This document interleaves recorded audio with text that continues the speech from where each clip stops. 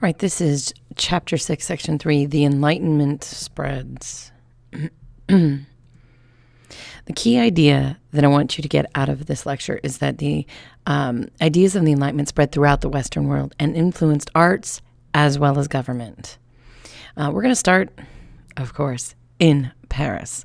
In the 1700s, Paris was the cultural center of Europe. People came there from other countries in Europe and from the Americas to hear new ideas of the Enlightenment. This is a picture of Le Procope, which is the one of the longest continuously open public cafes in Paris.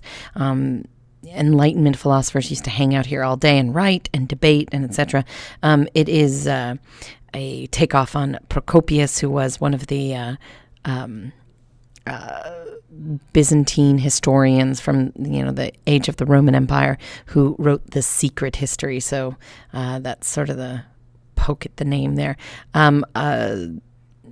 If you weren't gathered in one of these cafes, people would gather in the homes of wealthy people to talk about the ideas that they had. So this is actually a sketch of Enlightenment philosophers debating, and it's actually set at Le Procope. With his hand raised is Voltaire. Next to him, looking down, is Diderot.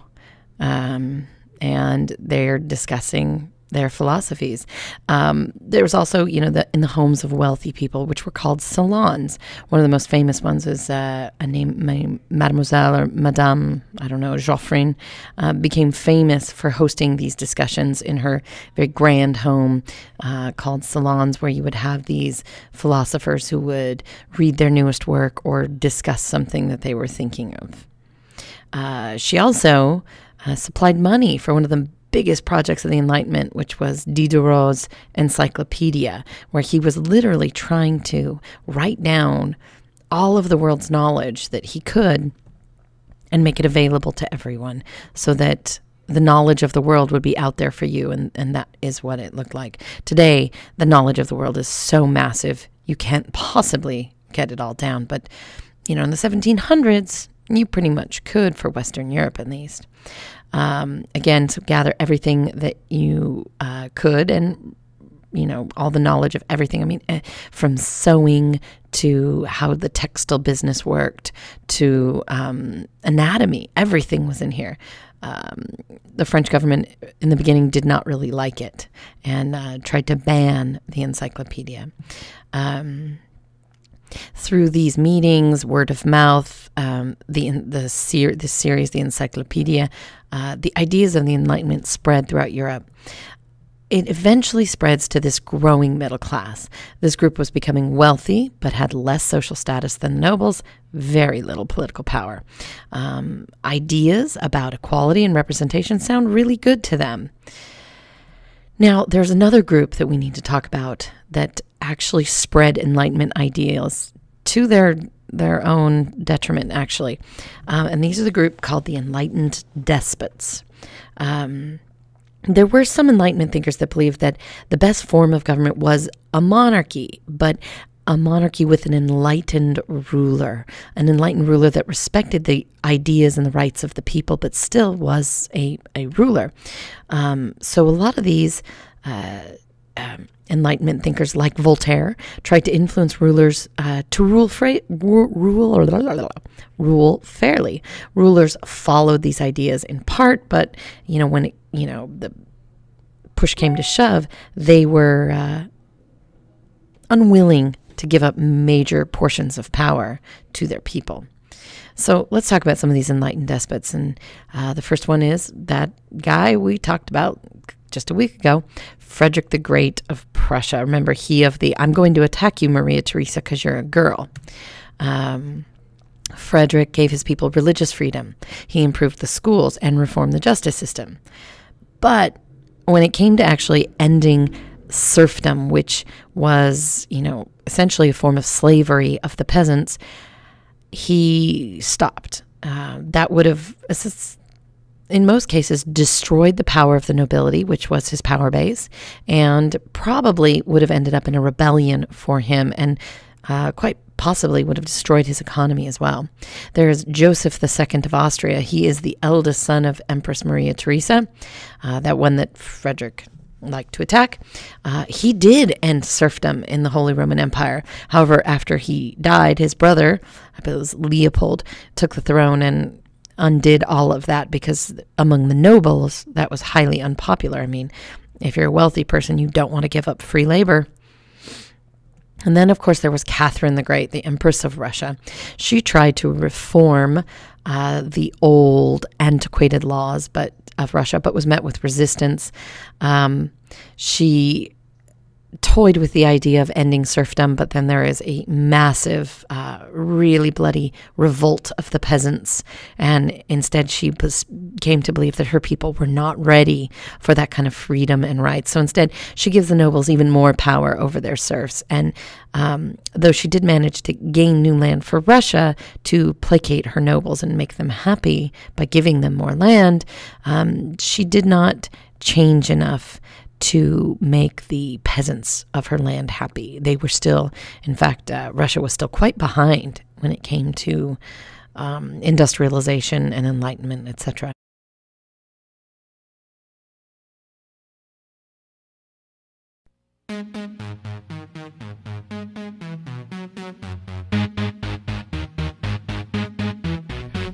Russia.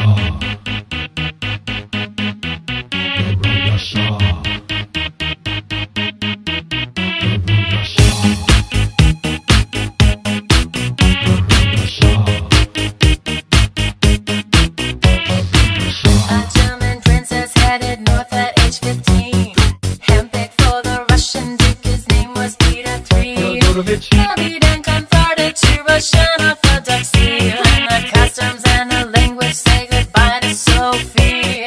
Oh, oh, oh, oh, oh, so overwrought when she tied the knots. Oh, oh, oh, oh, oh, her love or laugh helped her with the plots. Followed through with the coup, and Peter forced to abdicate. Empress of Russia, baby, Seized the throne for her own. Peter was killed, that was his fate. Empress of Russia, baby, Catherine, Catherine the Great. Catherine the Great. Expanded Russia through to Russo-Turkish wars. Bits of Poland and Ukraine got access to warm water ports. water ports. Carving through the God system called the instruction. Great for the nobility, for serfs it's no fun. Oh, oh, oh, oh, oh, oh, she got a shot, such an autocrat. Oh, oh, oh, oh, oh, oh, who got you caught? Rebel killed on the spot. Westernized, modernized, she idolized Peter the Great. Empress of Russia, baby, Like to write the Enlightenment philosophes of the day. she was a thinker, baby, Catherine the Great. Russia, Catherine the Great. Russia.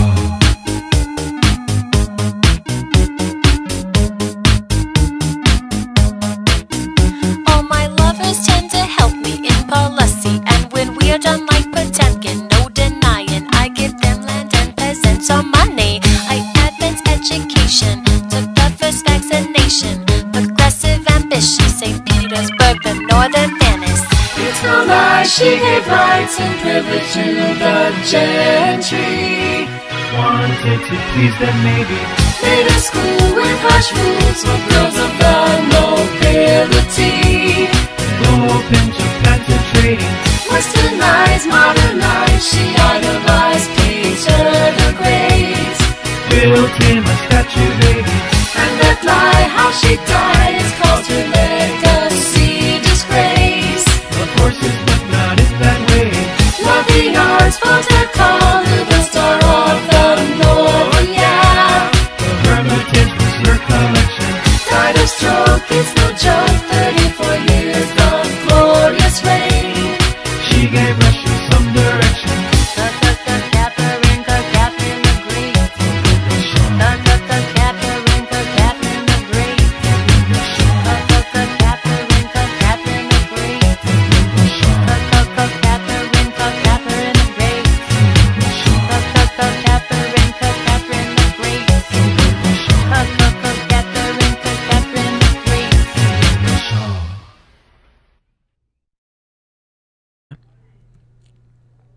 That was a tree.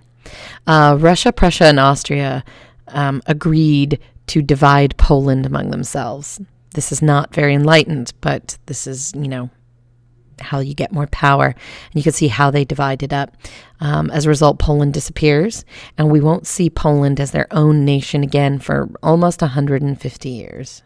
They get eaten up. Art also moves in new directions, inspired by the Enlightenment ideas of order and reason. And what's interesting is, in the beginning, it's, as it just said there, romantic. It's going against these ideas of reason and logic and going uber romantic. That's something called the swing by Fragonard, where things are sort of over the top romantic. So that's the sort of opposite side of the Enlightenment. But then you see Enlightenment ideas expressed in neoclassical with balance, elegance, etc.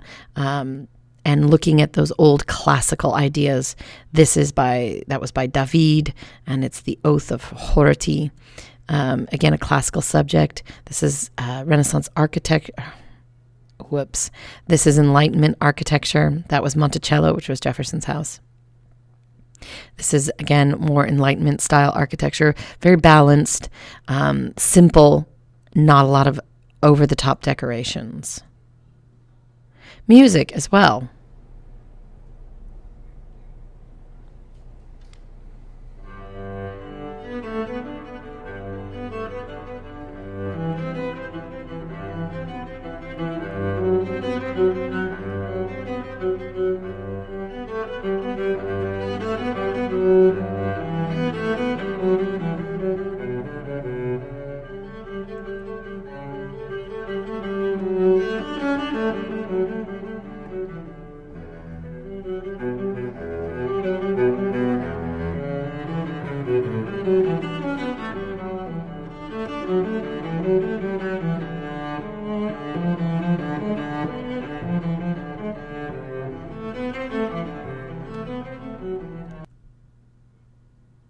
So that was a Bach cello prelude number 1, or Bach cello suite number 1 prelude.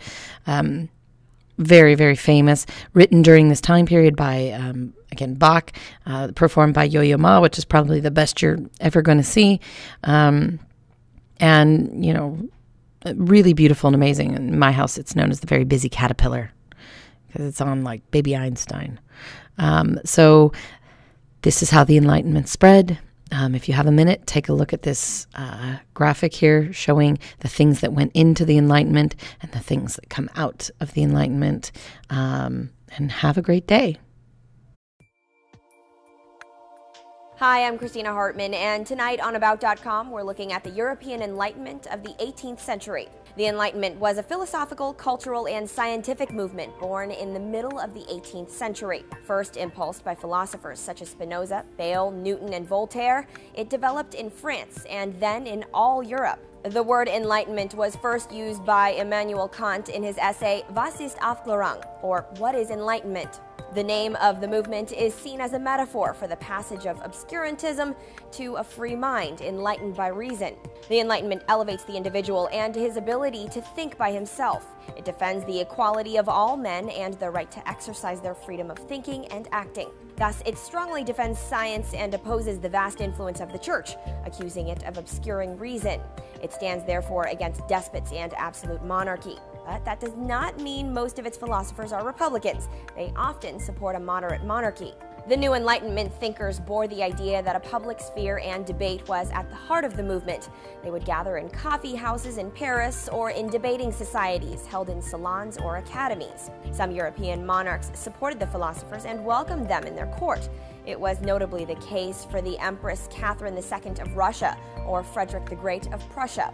They were called the Enlightened despots. There are many important figures of the Enlightenment, including Jean-Jacques Rousseau, Montesquieu, and Diderot in France. With D'Alembert, Diderot published the first encyclopedia for sciences, arts, and crafts.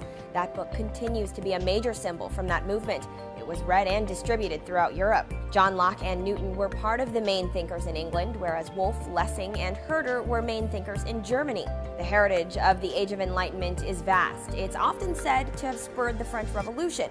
More generally, it promoted values of society that are still of primary importance today: democracy, freedom, tolerance, and reason.